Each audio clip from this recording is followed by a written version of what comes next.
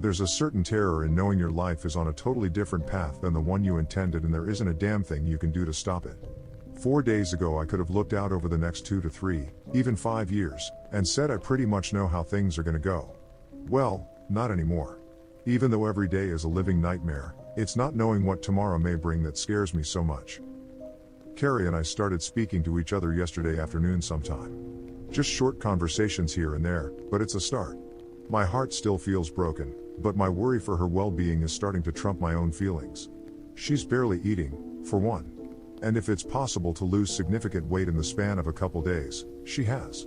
She was already thin enough to begin with.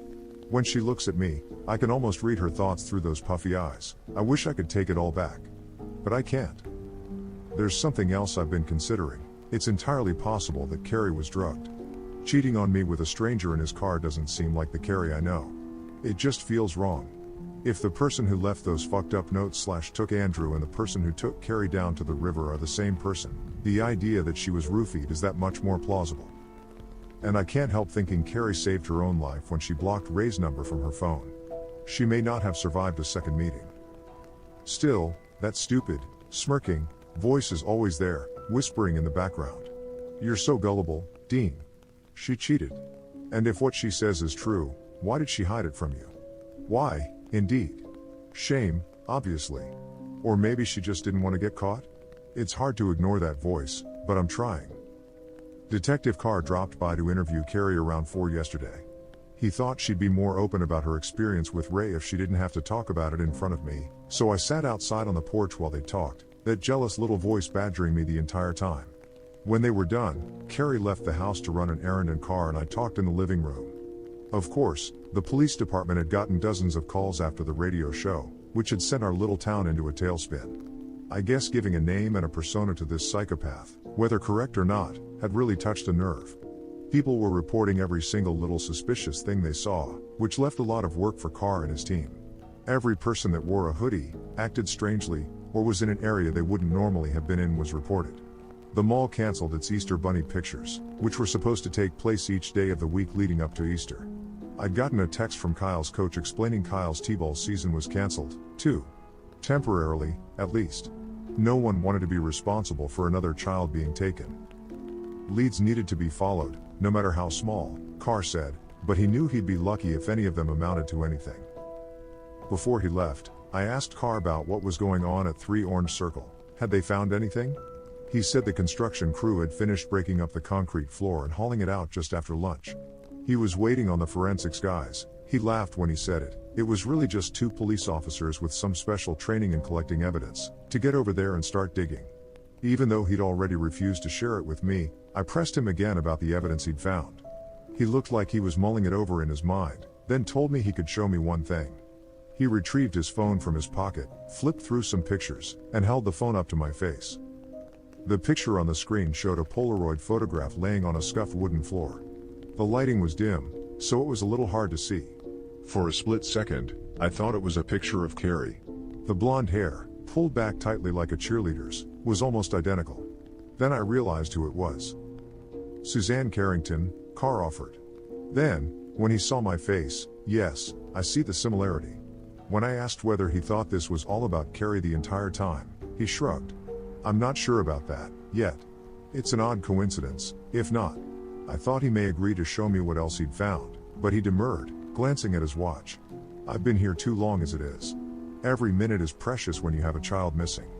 A little after he left, I got a text message. It was from Ryan, a friend of mine whose son played on Kyle's T-ball team. I'd kept him up to date on what was happening. Thought you might want to see this, the text read. Below the message was a screenshot of a text message Ryan had received from Andrew's dad. It said, "What the fuck does this mean?" A picture of a note was attached below it. I'm going to keep this short and sweet, before things get too scary. If you want to know why I chose Andrew to die, you better ask Dean and Carrie. I felt like throwing up. Who did this sick fuck think he was? It wasn't enough to terrorize us, now he wanted to turn the entire community against us. I had no idea why he chose Andrew. The only thing I did know, or think I knew, especially after seeing the picture of Suzanne that looked identical to Carrie, was that this was never about Kyle. Or Andrew. Not really. It seemed like he was targeting Carrie the entire time. Actually, one other thing was certain. He wanted to destroy our reputation in the community. That's why he had left that note for Andrew's dad. I knew the picture would make the rounds, and Carrie's and my name would be dragged through the mud. No doubt. But then, that voice was at it again. Gullible. Sucker. What if it's more than that? When Carrie got back from her errand, I showed her the picture. Me, any idea what this means? Is there something you're not telling me? Carrie, eyes wide and pleading, no Dean, I swear to God. I have no idea what this means. She grabbed my phone and read the note again. He's sick. That's what it is. He's sick and he's trying to destroy us. Me, well, he was telling the truth in the last note. Why lie in this one? Carrie, she grabbed my arm. It was the first time we'd touched since the day before. I have a lot of groveling to do. I get that. But please, if you're ever trusted me, if you have any love for me left, any single solitary little bit, believe me now. Please. Believe me. I don't know what this means. She held my eyes with hers, and in that moment, I believed her. The little voice was silent. I dropped the phone in frustration. Me, what are we going to do? Carrie, I don't know, Dean. I just hope Andrew is okay. Do you think they'll find him? Me, that reminded me of something. Oh, tomorrow at church will you ask Glenda in the front office if you can look at the church's membership records? I assume Detective Carr will be by there, now that he's talked to you, but maybe we can get a head start on it. I want to see if there's a Ray listed anywhere. Carrie, okay.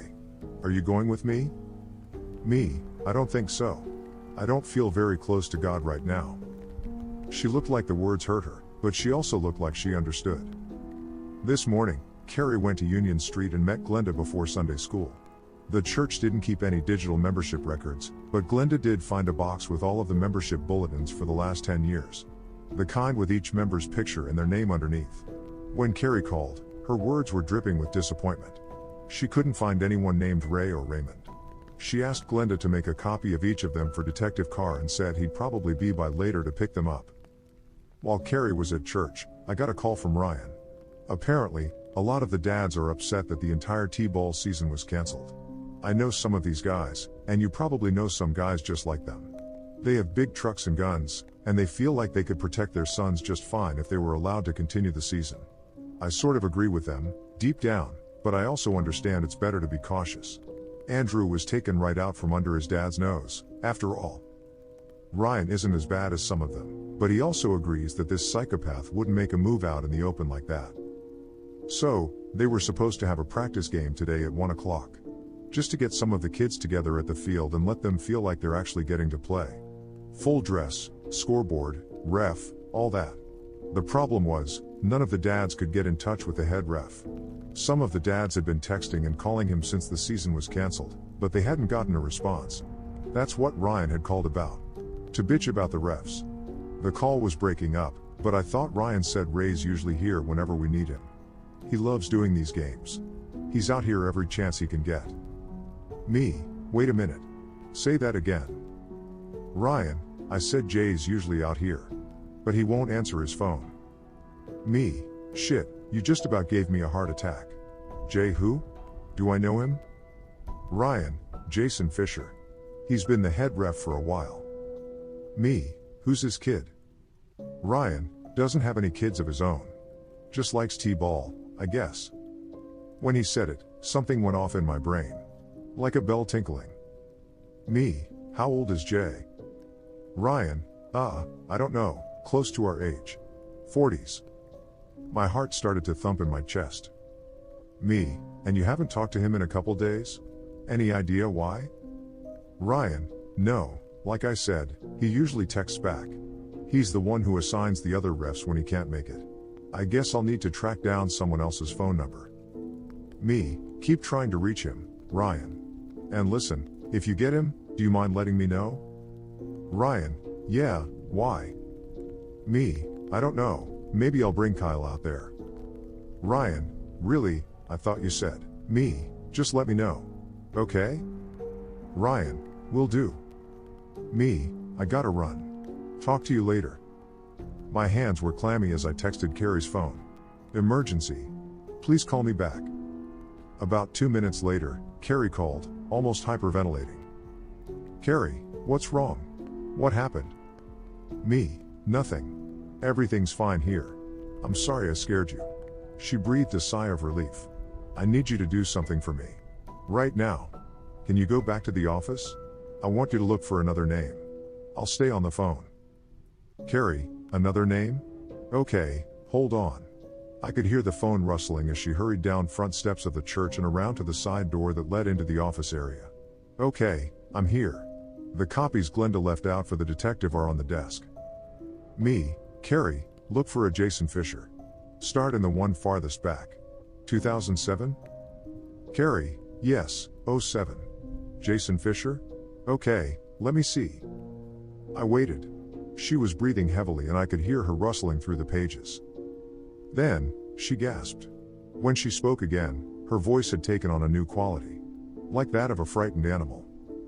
Carrie, oh God, Dean. Oh God. Me, what? Carrie, it's him, Dean. It's him. It wasn't Ray, it was Jay. Me, are you sure? Carrie, yes, I'm sure. I don't remember a lot, but I'll never forget those eyes. Me, he's a T-ball ref, Carrie. He took Andrew. I know it. Carrie, no. Oh my God. I missed Kyle's first game, but I was there for the second. Why didn't I recognize him? Me, I don't know. But I actually spoke to him. During Kyle's first game, he hit a grounder to the shortstop and the ref called him out at first when he was clearly safe. It was a bad call. Everyone said so. And I let him know that. God. That's why he said I was rude. Carrie, it's not your fault, Dean. Me, I gotta call Carr. I love you. Bye. I hung up before she responded, then dialed Carr's phone. As it rang, I thought, hold on Andrew. Just a little longer.